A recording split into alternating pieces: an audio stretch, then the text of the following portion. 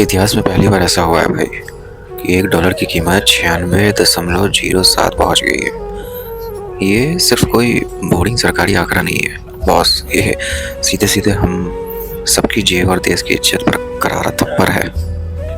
तो खुद से कुछ कड़वे सवाल पूछने का टाइम आ गया है। जब तक तुम अंदर से खोखले हो और दूसरे के भरोसे जी रहे हो, तब तक तुम्हारी आज़ादी सिर्फ एक दिखावा है। आज सिर्फ रुपया नहीं गिरा है, बल्कि हमारी आत्मनिर्भरता की जो झूठी हवा भरी हुई थी ना, वो पंचर हो गई है। हम किस बात का कहते हैं कि विश्व गुरु है, टचन दिखाते हैं यार, जो हमारी करेंसी विदेशी डॉलर के सामने रोज घुटने टेक रही है। तो हमारा देश प्रेम कहाँ सो जाता है?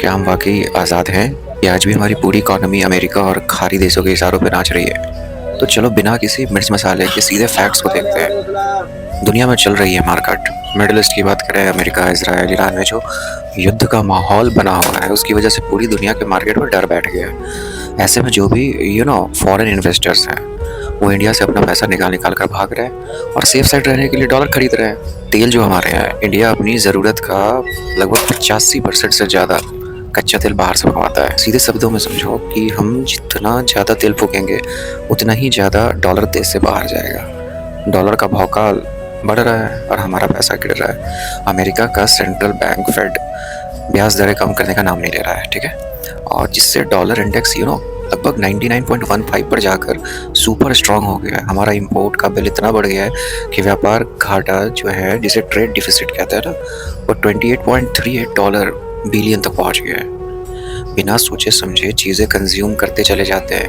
भोगते चले जाते हैं, और यही विनाश का सबसे बड़ा रास्ता है। हम अपनी सुख सुविधाओं के लिए विदेशी ब्रांड्स, गोल्ड, पेट्रोल, डीजल, पानी की तरह बहा रहे हैं, और इसका हर्जाना देश को अपनी करेंसी की बलि देकर चुकाना पड़ रहा है। हम कब जागेंगे यार? क्या सिर्फ सोशल मीडिया पर खोखले नारे लगाते रहेंगे, या अपनी आंखें खोलकर इस आर्थिक गुलामी के खिलाफ कुछ करेंगे? अगर आज हम नहीं सुधरे और अपनी आदतें नहीं बदली, तो आने वाली जनरेशन्स इस महंगाई के तले दबकर मर जाएगी।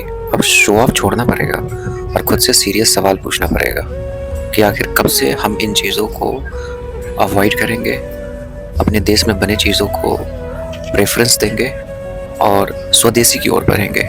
सोचिएगा ज़रूर। बहुत बहुत धन्यवाद।